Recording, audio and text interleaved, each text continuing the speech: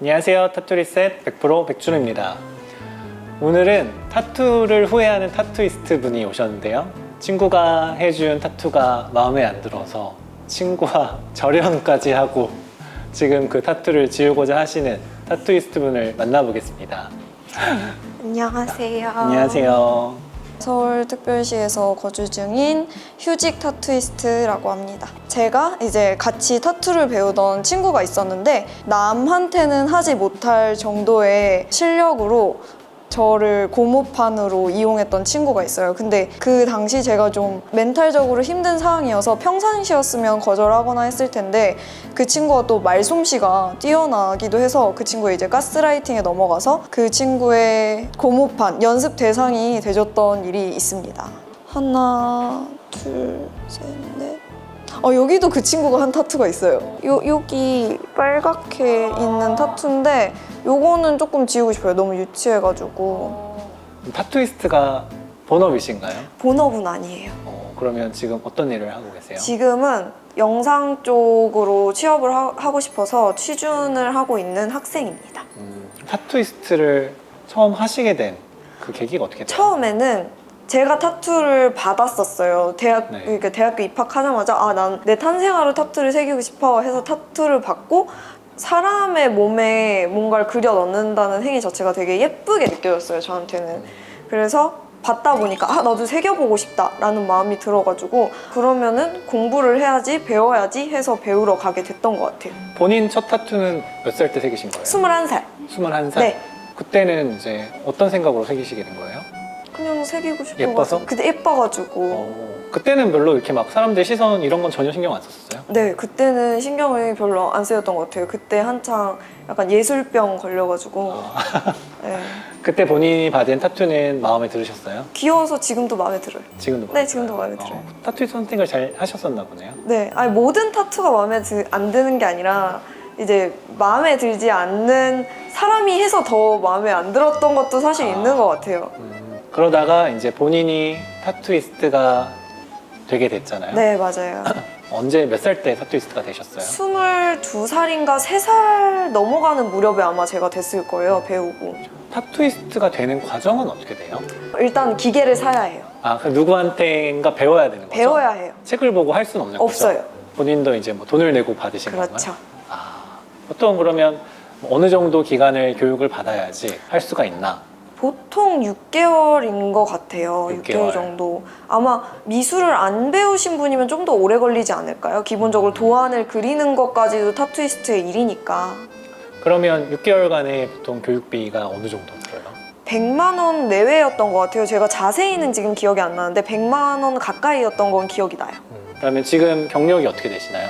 사실 경력이라고 부르기가 조금 애매한 게 저는 그때도 학생이었고 지금도 학생이어서 뭔가 개정을 엄청 활발히 하기보다는 그때 당시에 본업에 집중하고 싶었던 게 있어가지고 전 뜨문뜨문 올리다 보니까 그래도 5년, 6년 정도 됐는데 작업의 수가 5년, 6년의 기한에 비해서는 많지 않은 편인 것 같아요.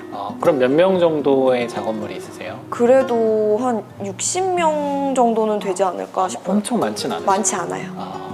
타투에 대한 사실 인식이 아직까지는 좋지 못하잖아요. 않죠. 한국에서 이렇게 타투가 인식이 나쁜 이유가 뭘까요? 아무래도 유교 사상이 크지 않을까요? 그거 있잖아요. 신체 발부 수지 부모 맞나요? 부모님께서 주신 내 소중한 신체를. 네, 털 한 가닥도 훼손되면 안 된다는. 그럼 타투이스트들에 대한 생각은 어때요? 타투이스트들에 대한 편견도 사실 좀 있잖아요. 워낙 이제 한국에서는 타투가 불법적인 직업이다 그렇죠. 보니까 그 일을 하시는 분들도 어느 정도 좀 나쁜 게 보는 경향도 있고. 그쵸. 실제로 겪어보니 어떠세요? 그것도 아까 말씀드렸던 것처럼 반반인 것 같아요. 그것도 사바사예요. 정말 안 좋았던 경우도 있고 정말 좋은 사람이었던 경우도 있어요. 근데 좀 극단적이에요. 중간이 없어요. 이 타투이스트들 만나본 결과 정말 밝고 좋은 사람이거나 아니면은 제가 자기 소신이 있는 사람들이 있거든요. 그런 사람들은 대부분 좋았던 사람들이었던 것 같고 좀 자기 소신이 없거나 조금 정서적으로 불안했던 분들도 있었던 것 같아요. 남성분들을 제외하고 이렇게 막 20대 되는 젊은 여성분들이 타투를 하러 오는 이유가 뭐예요? 예쁘다고 생각을 하는 것 같아요. 그리고 연예인들도 요즘에 타투 정말 많이 하잖아요. 네. 그러니까 그걸 보고서도 대중매체가 주는 영향이 없지 않아 있는 것 같아요. 특히나 지금 10대 친구들도 아, 난 커서 타투 할 거야 하는 친구들을 제가 몇 명 보고 있거든요.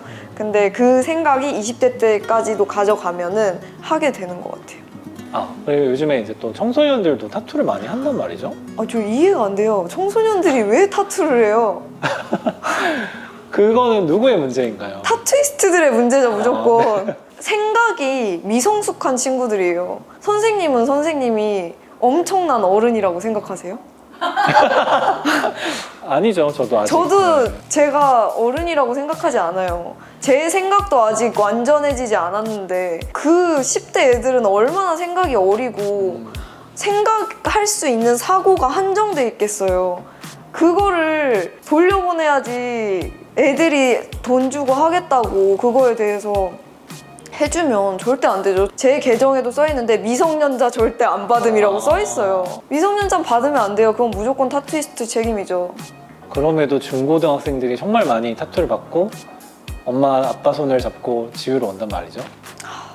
이거는 타투이스트 양심의 문제인 거겠죠. 네, 그 어린 아직 생각이 다 여물지 않은 아이들한테 그렇게 하면 안 되죠. 그건. 타투이스트 분들도 뭔가 등급 같은 게 있어요?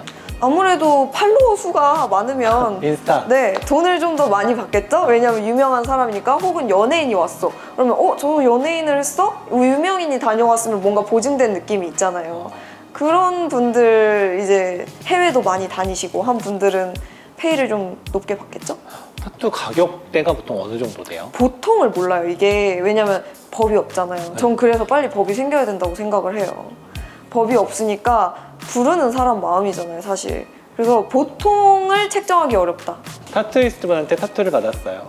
근데 그 손님이 마음에 안 들었어요. 그러면 그 손님은 어떻게 해야 되나요? 컴플레인을 할 수 있나요? 해야 되지 않을까요? 근데 보통 근데 지워줄 순 없잖아요. 지워줄 순 없죠. 그러면 거기서 뭔가 뭐 컵업을 해줄게 아니면 모양을 좀 수정을 해줄게 이렇게 되나요? 저는 아직까지 그런 손님이 없어가지고 모르겠는데 보통 커버업을 해주실 것 같기는 해요. 가장 어려운 손님은 뭐예요? 누구예요? 가장 어려운 손님, 주의사항 안 지키는 사람. 술 먹지 말라고 했는데 받을 날까 아침까지 술을 마시고 온 거예요. 그래서 나 오늘 작업 안 해주겠다 얘기를 했는데 그냥 해달래요. 근데 이거 엄청 번지고 엄청 아플 거다 얘기를 해줬어요. 심지어 염증도 생길 수 있다. 그래도 해달래요. 그래서 그냥 해줬어요. 어떻게 됐어요? 번졌죠. 저는 근데 여러 번 얘기했어요. 이거 번질 거다. 오늘 작업하지 말아라. 일주일 미뤄라. 저는 이미 그 타투 시간을 예약을 했고 내가 피해를 감수해야겠다고 했는데도 본인은 한 거예요. 그럼 그 피해는 본인이 감수해야죠. 실제로는 근데 그렇게 이제 타투이스트 분들 중에 훌륭한 생각을 갖고 계신 분들도 있지만 단지 이거를 직업으로만 보고 내가 돈벌이 수단으로만 보고 어떻게든 내가 돈 많이 벌기 위해서 하는 분들도 정말 많단 말이죠. 직업에도 그런 윤리의식이 있잖아요. 맞아요. 그 얘기를 하고 싶었어요. 직업 윤리라는 과목이 저 도덕 시간에, 윤리 시간에 직업 윤리라는 파트가 따로 있을 정도로 직업에도 윤리가 필요하다고 생각을 해요. 윤리가 지켜지지 않는 직업은 아니지 않을까요? 뭔가 그 사람들은 되게 생각이 깊지 않았던 것 같아요. 많이 짧았던 것 같아요. 이렇게 이제 좀 본인 타투에 대한 생각이 되게 깊은 분이 후회를 하는 타투가 있단 말이죠. 그쵸. 네, 그 사연을 한번 말씀해 보실까요? 이제 같이 타투를 배우던 친구가 있었는데 그 친구가 제가 되게 뭔가 정신적으로 육체적으로 가장 힘든 시기에 만났단 말이에요. 네. 근데 사람이 원래 좀 궁지에 몰리면은 자기와 안 맞는 사람을 사귀게 되기도 하잖아요. 그래서 그때 그 친구를 사귀고 그 친구한테 이제 제가 스스로 고무판이 돼줬죠. 근데 저도 오케이 한 저도 책임이 있죠. 그래 한번 해봐 이렇게 한 것도 제 책임인데 숙련되지 않은 스킬로 그리고 완성되지 못한 도안으로 저한테 새긴 건 그 친구의 잘못도 있다고 생각해요. 둘 다 초보였을 때예요? 그쵸. 본인도 친구한테 새겨줬나요? 그때는 안 새겨줬어요. 저는 시간이 지나서 되게 예쁜 타투를 새겨줬어요. 근데 본인은 이미 망한 걸 갖고 있는데 네. 무슨 마음으로 그 사람한테 예쁜 걸 새겨주죠? 그때까지는 아직 손절 전이었어요. 그때 근데 타투가 내가 그때는 마음에 들었겠죠, 저도. 그때는 마음이 바뀌었구나. 후에는 마음이 변하는 거예요, 결국. 이 타투, 이 지금 후회하는 타투는 네. 언제부터 마음에 안 들게 됐어요? 한 3년 전? 그때부터 뭔가 마음에 안 들더라고요. 뭔가 새기고 나서 얼마 지난 후에요? 2년?